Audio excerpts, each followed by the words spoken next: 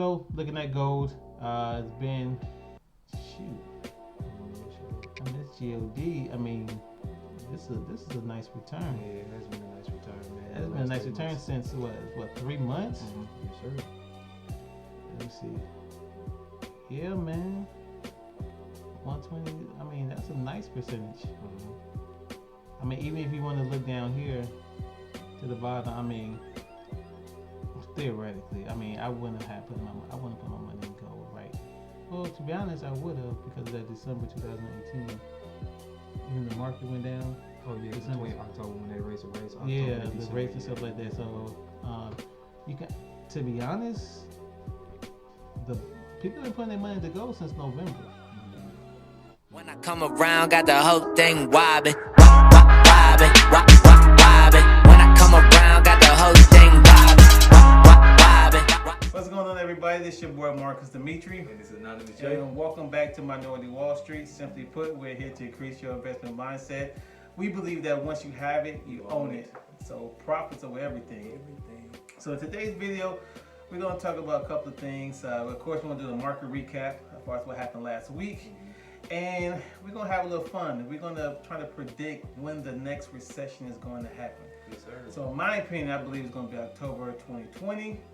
Do you think the same thing?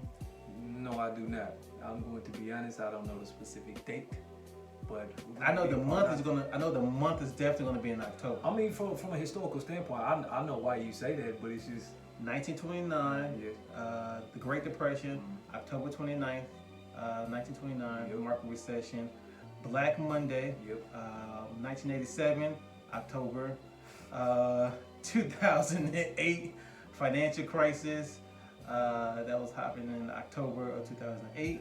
So October 2020, all recessions happen in October. Hey man, this man does a All research.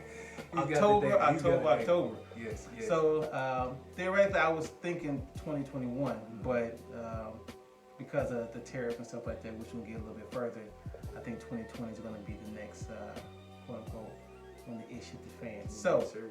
how was your trading week this week? Trading week wasn't too bad, man. Honestly, I got into again. I trade options, and later on we'll definitely get into that. I trade options. I trade Amazon.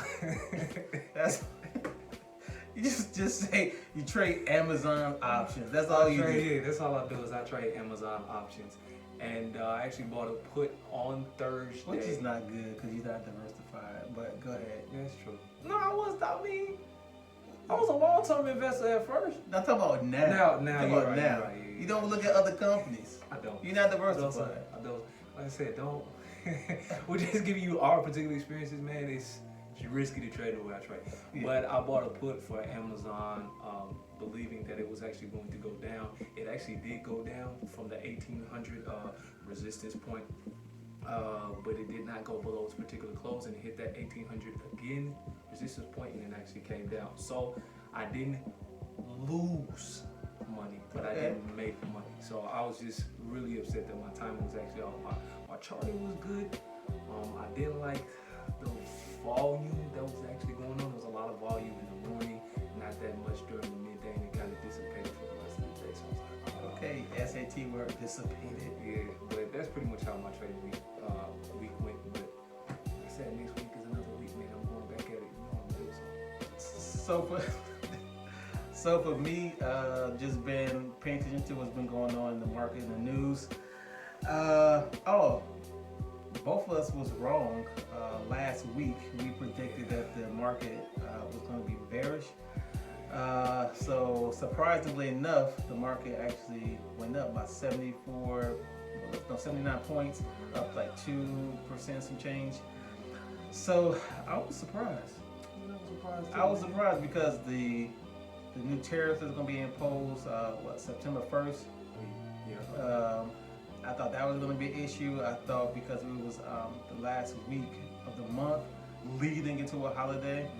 But I was pleasantly surprised as far as the week went. So, but for me, I don't have no money in the market right now, so that doesn't matter to me. I just have been working my little job, trying to save extra money, just to increase the cash, increase my cash flow.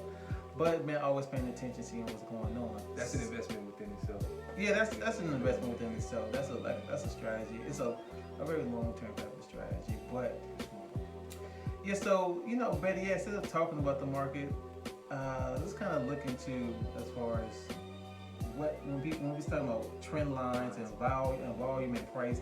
Let's show them what we're really talking about. So in this chart right here, we're looking at the S&P 500. Is really a 10-year or 5-year that we're looking at, and we'll go right here.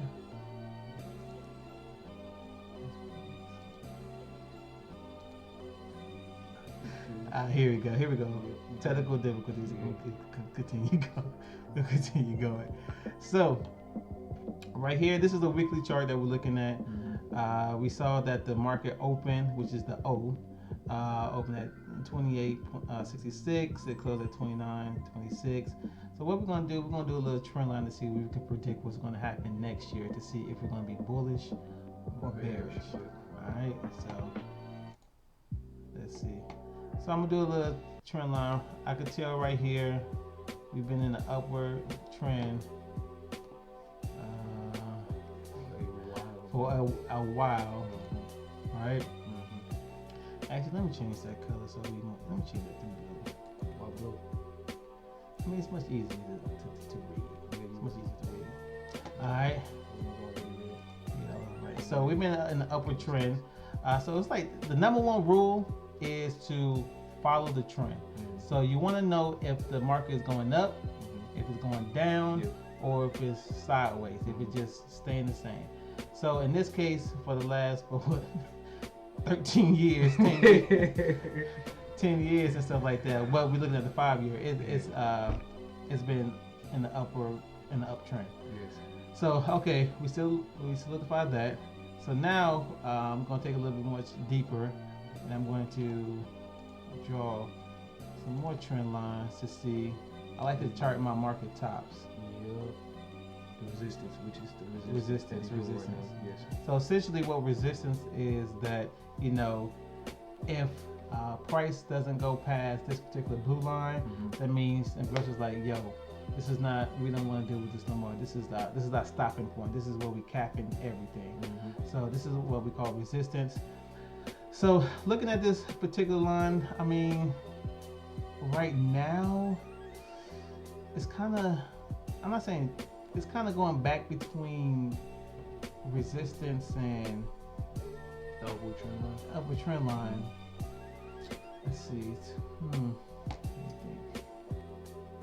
You see anything? I mean, you could actually put somewhat of a particular support at 2600. You see how many times it actually tested. So let's make that purple. Yeah. What, 2600 right here? Yeah. That may be too far though. Cause I could say like right. I'll say right here like 2700. Okay. I see that. I'll say 2700 because it touched twice, and it's acting like it's leading back to that particular price point. The price point. Yep. So, and this is on a weekly chart, and I'm guessing tariffs and things like that is happening. I'm gonna go bearish.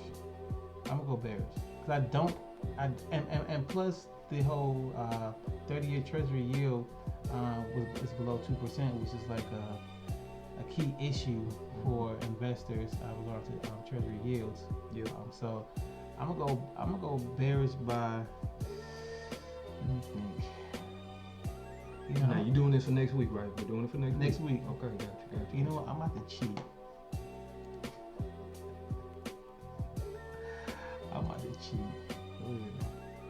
Let's see.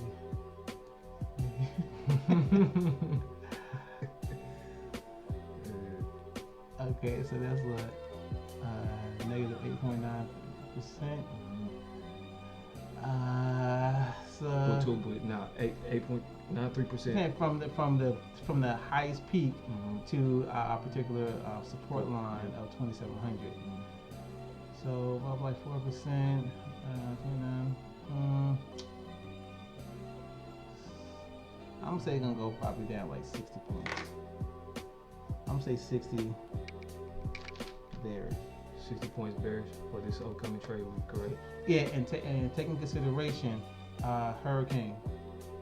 That's in Florida. Yes. That's in South Georgia potentially. So yeah, I'm gonna say about 60 points down, bearish. Okay. What say you, my brother? I believe it's going to be bearish as well. I'd say about 35 points. The S&P. Again, we do the S&P, so Yeah, S&P. So I'd say about 35 points. 35 From points. up into the close, yes. All right, 35 points. And remember to bet. Whoever's correct the most by the end of this year, as far as weeks considered, then what we say $250. Yeah, $250. $250. $250. So I'm looking forward to that. Yeah, So nah, you shouldn't. next we're gonna go through when is the recession? Why do I say October 2020? Why do he say what did you say? You don't know? Honestly, man, I don't know, but from a historical context, that's why we went over it. It's like I kind of have to agree. Yeah, October. I have to agree, man. And I think the biggest issue right now is that the 30-year Treasury yield is below 2%, and that's what they consider as a economic indicator for a recession more likely to happen Yes. than anything else. And to add on to about 2 or 3 weeks ago, we had inverted yield curve with the 10-year and the 2-year Treasury yields. So, you want to elaborate a little bit more on that? The 10-year and the 2 years. So pretty much what that means is the yield that you actually get for those particular bonds. One is short term, which is 2 year. The other one is 10-year, which is a longer term. So investors, when they invest in bonds, they actually invest in a longer term bonds, and the government really likes that because it gives them more time to pay back the money that they issue out. Pretty much. So right now, the yield percentage of the 2 years higher than the 10-year. Meaning that people are actually investing a little bit more in the 2 year because they're not as confident in the government and what's going on in the economy right now. So that's why they want to put their money in and get it out. So Yeah, the thing about bond is basically an IOU. yes, sir. So think of your Aunt Pookie, your Uncle Ray Ray, or family member borrowing money. Right, am I right? Like, No, you're right. It's just an IOU. It's a debt. Yeah. It's a debt investment.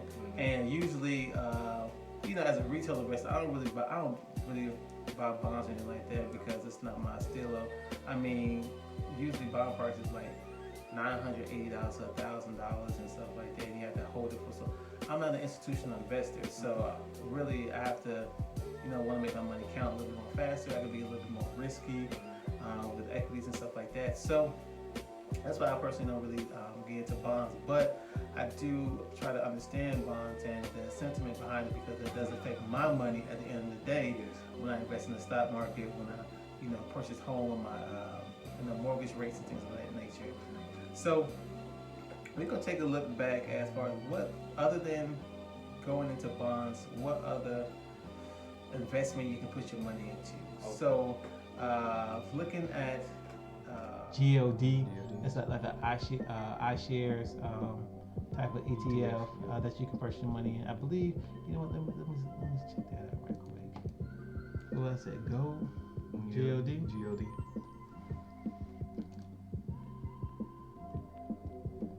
Yeah, so GLD, let me clean this up a little bit for y'all.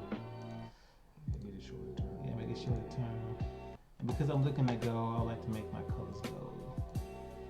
Of course.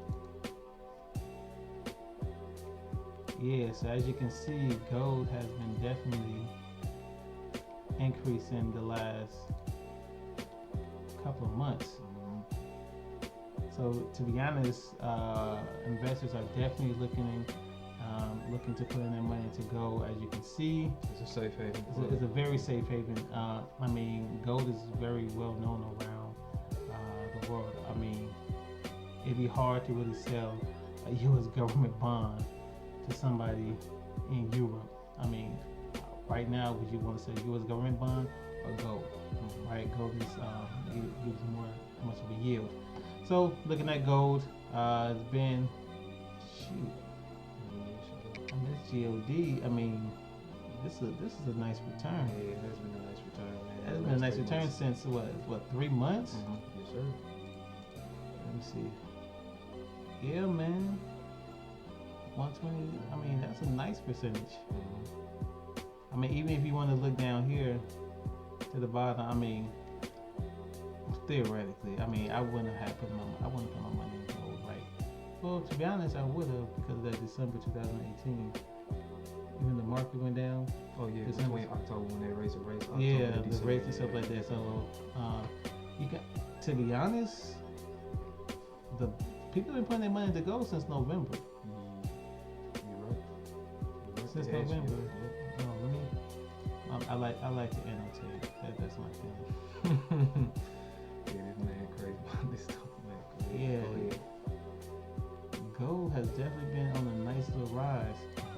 On top of that, this is so whenever you see like a steep increase to the upside, what is like going back to like physics, like the rate of change, that is a strong indication that heavy volume, a lot of people, a lot of money been placed into this particular ETF.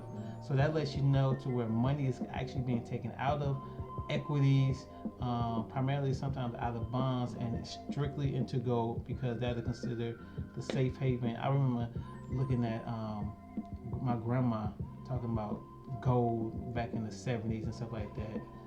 So I never knew the importance of it until I got older, until I started getting into this stuff. So gold is definitely a safe haven for you to park your money into during a recession, like growth. Well, not growth. Recession like economies and stuff like that. So park your money here in gold, in our opinion, to look at. So looking at 2020, because of the new presidential election that's happening, the tariffs being opposed to the tariff war between the U.S. and China. What else? Unemployment change has not been, increasing, so we're kind of good on that aspect, but you want to pay attention to that. But I believe on the next video we'll show different economic indicators of what we look at to say, hey, this is where the economy is really going to hit the itch to the fan, right? Yes. So I believe October 2020 is the month and the year that everybody would know, like, damn, we in a recession. And originally I thought it was October 2021. But because of the tariff wars and people don't know what they're doing as far as who we have in office, it's really speeding up the process dramatically. So until next time, we'll let you know. This is another video of Minority Wall Street. We out. Yep. Peace. When I come around, got the whole thing wobbing, wobbing, wobbing. When I come around, got the whole thing